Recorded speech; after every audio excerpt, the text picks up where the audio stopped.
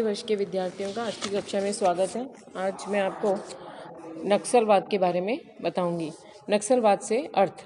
नक्सलवाद या माओवादी वामपंथी अतिवादी का नाम है। भारत में पहली बार 1960 के दशक में वामपंथी अतिवाद ने अपना विकृत चेहरा नक्सलवादी में दिखाया, जिससे इसका नाम नक्सलवाद पड़ा। पश्चिम बंगाल के एक गांव में जंगल के कुप्रबंधन के कारण पिछले 45 वर्षों में नक्सलवाद भारत के 7,000 गांवों में फैल गया। आज विभिन्न नक्सलवादी ग्रुप भारत के 19% जंगल को नियंत्रित कर रहे हैं, जिसका क्षेत्रफल बांग्लादेश के आकार का 2.5 गुना है। नक्सलवादी शब्द से बना है। यह नाम उन्हें पश्चिमी बंगाल के दार्जिलिंग जिले में सिलीगुड़ी के निकट एक गांव नक्सलवाड़ी में से मिला। यह स्थान नेपाल से 4 मील, बांग्लादेश से 14 मील, सिक्किम से 30 मील और तिब्बत से 80 मील की दूरी पर स्थित है। इस क्षेत्र में 256 वर्ग मील भूमि पर फैले नक्सलवाड़ी, खारीवाड़ी और फांसीदेवा 3 स्थान प्रमुख महत्व रखते हैं। ये क्षेत्र 1967 में साम्यवादी प्रभावित किसान सभा के भूमि संबंधी विद्रोह के कारण चर्चित हो गए थे। नक्सलवाड़ी गांव में 2 मार्च 1967 को एक स्थानीय जमींदार के सशस्त्र गुंडों ने बिगुल नामक किसान को बेरहमी से पीटा। उसके दूसरे ही दिन किसान आंदोलनकारियों ने जमीन के एक बड़े भूखंड को लाल झंडों से घेर कर खुदाई शुरू कर दी। पुलिस ने दमनात्मक कार्रवाई शुरू की। 23 मई को किसानों ने एक इंस्पेक्टर की हत्या कर दी। बदले में पुलिस ने 9 महिलाओं व एक बच्चे को मार गिराया। जमींदारों की गर्दनें काटकर पेड़ों पर लटकाने की खबरें आने लगी। विद्रोहियों ने सरकारी दफ्तरों में रखे जमीन के कागजात जला दिए। जमींदारों द्वारा सताए गए भूमिहीन एवं जाति प्रथा के शिकार लोग आंदोलन में कूद पड़े और आंदोलन भड़क उठा। इस प्रकार खूनी संघर्ष का प्रारंभ हो चुका था, जो आज भी जारी है। नक्सलवाद का विस्तार। चारू मजूमदार, कानू सन्याल और मुजीबुर रहमान के नेतृत्व में शुरू हुए इस आंदोलन में भू अपहरण, फसलों को काट लेना, हिंसा, आतंक, आगजनी, लूटमार, गोली मारने की घटनाओं के कारण कानून एवं व्यवस्था पूर्णतः समाप्त हो गई। पुलिस प्रशासन कार्य करने में असमर्थ हो गया।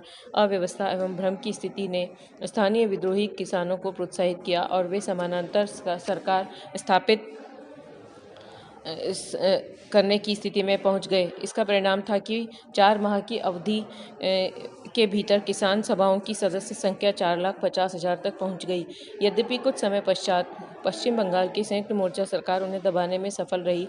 1964 में भारतीय कम्युनिस्ट पार्टी से अलग हुए धड़े ने CPI का गठन किया और इन लोगों ने ही नक्सली आंदोलन की नींव रखी। इनमें सबसे प्रमुख थे बंगाल के जमींदार परिवार के चारू मजूमदार। संयोगवश यह आंदोलन ऐसे समय पर फूटा जब CPI ने बांग्ला कांग्रेस के साथ पश्चिम बंगाल में गठबंधन सरकार का गठन किया। पश्चिमी बंगाल में उभरे इस आंदोलन का प्रभाव आंध्र प्रदेश, तेलंगाना, केरल एवं ओडिशा तक देखा गया। मेडिकल एवं इंजीनियरिंग के सैकड़ों छात्र पढ़ाई छोड़कर इस आंदोलन में कूद पड़े।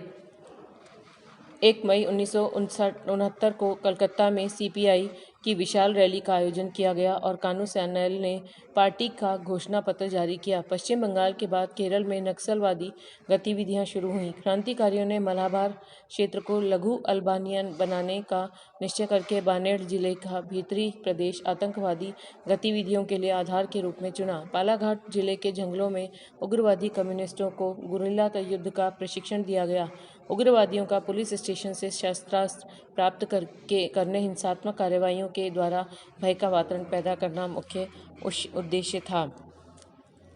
आंध्र प्रदेश में नक्सली आंदोलन नालगोंडा, खम्मम तथा श्रीकाकुलम के उन भागों में फैला जो कि 1948-50 में तेलंगाना क्रांति की घटना के स्थल थे। श्रीकाकुलम नक्सली गतिविधियों का प्रमुख केंद्र बना। यहाँ पर आंदोलनकारियों ने कोशिकाएं निर्मित कर अपना कार्य शुरू किया। अपनी गतिविधियों का विस्तार करके पुलिस को अस्त व्यस्त एवं अप्रभावी किया जाने लगा। बिहार के चंपारण, पूर्णिया, मुजफ्फरपुर, सहरसा, मुंगेर, संथाल, परगना जिलों में भी नक्सलियों ने आतंक का साम्राज्य कायम किया। बरौनी, जमशेदपुर और धनबाद जैसे औद्योगिक क्षेत्रों में भी अपनी मोर्चाबंदी की। नवंबर 1969 को पहली बार गांव में उस समय नक्सली प्रभाव देखा गया, जबकि आंदोलनकारियों ने एक धनी किसान के घर पर बमों से आक्रमण किया, जिसमें कि किसान और उसका पुत्र मारा गया। इसी समय तमिलनाडु एवं उत्तर प्रदेश के 3 जिले लखीमपुर खीरी, पीलीभीत, बहराइच, उत्तराखंड के नैनीताल में नक्सली गतिविधियां हुईं। प्रारंभिक दौर में नक्सली आंदोलन प्रभावपूर्ण रहा।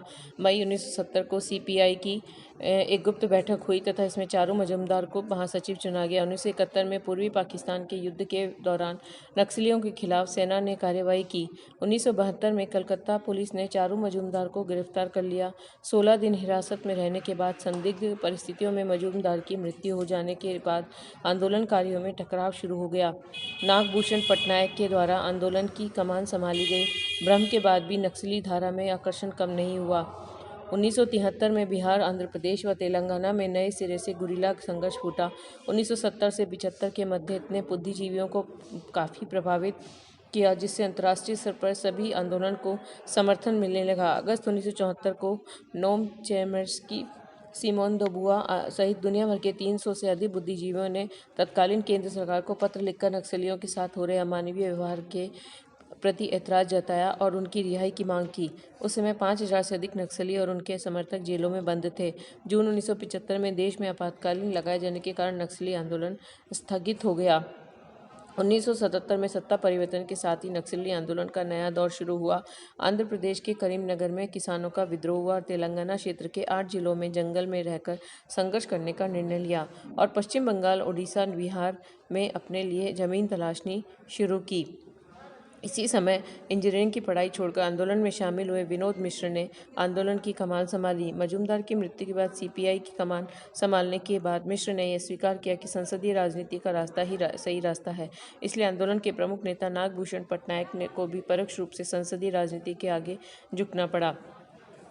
नक्सली आंदोलन का नया दौर पीपल्स वार ग्रुप के गठन के बाद शुरू हुआ।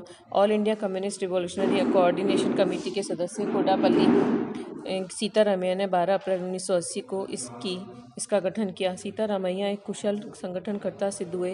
उन्होंने वारंगल स्थित अभियांत्रिकी और चिकित्सा महाविद्यालय हैदराबाद तथा उस्मानिया विश्वविद्यालय में अपनी विचारधारा का सफलतापूर्वक प्रचार किया।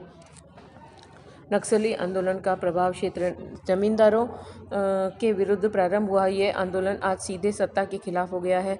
नक्सलवादी गतिविधियों के क्षेत्र आंध्र प्रदेश, तेलंगाना, बिहार, उड़ीसा, छत्तीसगढ़, झारखंड, मध्य प्रदेश, महाराष्ट्र, उत्तर प्रदेश, पश्चिम बंगाल, तमिलनाडु, उत्तराखंड, केरल, कर्नाटक राज्य आ चुके हैं। गृह मंत्रालय की एक रिपोर्ट के अनुसार देश के 14 राज्यों में 160 जिले नक्सली हिंसा से पूरी तरह ग्रस्त हैं। 17 जिले आंदोलन से प्रभावित हैं। 52 जिलों में नक्सलियों का आंशिक असर है और 21 अन्य जिले नक्सलियों के निशाने पर हैं। छत्तीसगढ़ के बस्तर लगभग के दंड कार्य क्षेत्र में नक्सली अपनी द्वारा गठित समानांतर सरकार को जनतंत्र सरकार के नाम से संबोधित करते हैं। क्षेत्रफल के हिसाब से उनकी सत्ता वहां केरल जैसे प्रांत के दोगुने क्षेत्र में स्थापित है। जनतंत्र सरकार आदिवासियों की आर्थिक सामाजिक स्थिति को सुधारने एवं उनके बच्चों को शिक्षित करने का काम कर रही है। यह सरकार जल, जंगल एवं जमीन पर स्थानीय लोगों के हक के दर्शन से संचालित हो रही है। देश की आंतरिक सुरक्षा के लिए चिंता का विषय बने हुए वामपंथी नक्सली उग्रवादी की स्थिति में पिछले वर्षों में महत्वपूर्ण सुधार देखा गया है। इसमें कमी का रुझान जिसकी शुरुआत वर्ष 2011 में हुई, वर्ष 2018 में भी जारी रही। पिछले 2.5 वर्षों में देश में वामपंथ उग्रवाद के परिदृश्य में अभूतपूर्व सुधार देखा गया है। वर्ष 2013 के अंत से वामपंथ उग्रवाद संबंधी हिंसक घटनाओं में 1136 से 1048 समग्र रूप से 7% की कमी और मौत के आंकड़ों में 397 से 278 30% की कमी आई है। इसी समय में मुठभेड़ों में 218 से 328 50% की वृद्धि हुई है और सशस्त्र माओवादी काडरों को ढेर किए जाने के मामले में 100 से 222 122% की अभूतपूर्व वृद्धि हुई है। दूसरी ओर सुरक्षा बल कार्मिकों के हताहत होने की संख्या 43% की कमी हुई है। ये आंकड़े सुरक्षा बलों द्वारा संचालित कार्रवाई अभियानों तथा गृह मंत्रालय द्वारा किए गए क्षमता निर्माण के उपायों की कुशलता को प्रदर्शित करते हैं। ठीक उसी समय भारत सरकार द्वारा अपनाई गई विकासात्मक पहुंच से भारी संख्या में वामपंथी उग्रवादी काडरों को हिंसा के मार्ग को छोड़कर मुख्य धारा में वापस लौटते हुए देखा गया है।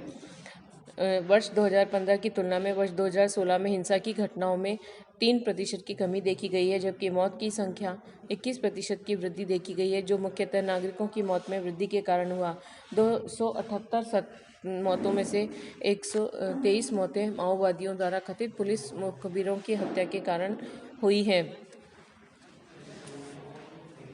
वर्ष 2015 में जहां 1088 नक्सली हिंसा की घटनाएं तथा 226 मौतें हुई, वहीं 2016 में 1048 घटनाएं 278 मौतें हुई। अकेले छत्तीसगढ़ राज्य में वर्ष 2016 में 395 घटनाएं और 107 मौतें हुई। भारत में आतंकी मामलों के प्रतिबंधित संगठन सीपीआई को दुनिया का चौथा सबसे बड़ा संगठन करार दिया गया है। अन्य 3 खतरनाक आतंकवादी संगठन हैं तालिबान, आईएस और बोको हरम। भारत में सबसे ज़्यादा आतंकी हमले छत्तीसगढ़ में होते हैं।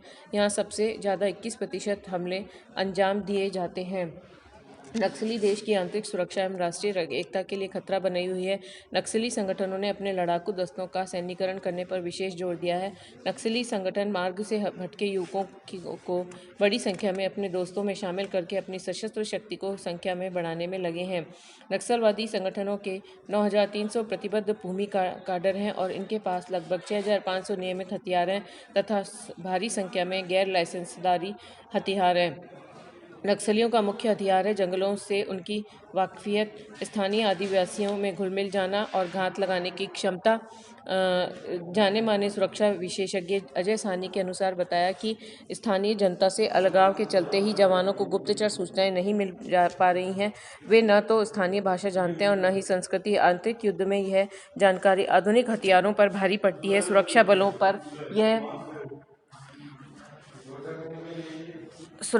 पर यह मुठभेड़ के बाद जो हथियार बरामद करते हैं वे देशी होते हैं या पुलिस से ही लूट लिए जाते हैं।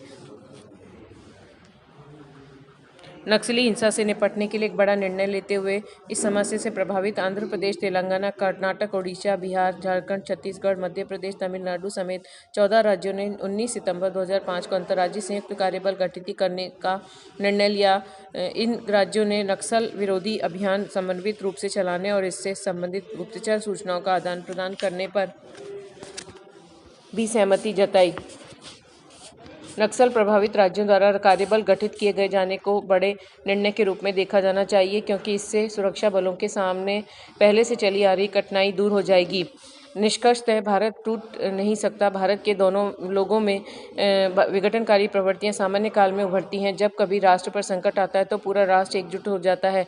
राष्ट्रीय एकीकरण के लिए किए गए कार्य प्राय दिखावटी अधिक रहे हैं और ठोस कम। सरकारी और निजी प्रयासों द्वारा हमें विघटनकारी और बाधक कारकों पर विजय प्राप्त करनी होगी। आर्थिक विषमता को दूर करना होगा, रोजगार के अवसर बढ़ाने होंगे तथा राजनीतिक दलों के लिए आचार संहिता बनानी होगी। सांप्रदायिक दलों पर कठोर प्रतिबंध लगाना होगा और बच्चों को अधिक से अधिक क्षेत्रीय भाषाओं का ज्ञान विद्यालयों में कराना होगा। आगे आने वाली पीढ़ी को प्रबल रूप से राष्ट्रीय एकता का संदेश देकर ही राष्ट्रीय एकता की स्थिति को संपूर्ण अंशों में प्राप्त किया जा सकता है। धन्यवाद।